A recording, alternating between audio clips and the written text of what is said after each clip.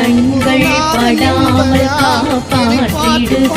காலை மாலை ராத்திரி வேளை கால கால சிவத்துணையாக காதுகள் இரண்டை கவாடலீசன் தாண்டிடும் என்னை காக்க நரவெளியாம் சாம்ப சதா சிவன் நாசிகள் இரண்டை சுகமாய் காக்க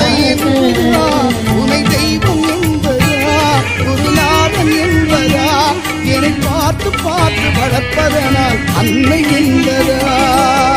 பேசிடும் வாயை பிச்சாண்டிதான் பெருமை படவே பேச வைக்க ஆசை படிவே ருசித்து மகிழ தோசை நாக்கை உடனே காக்க 32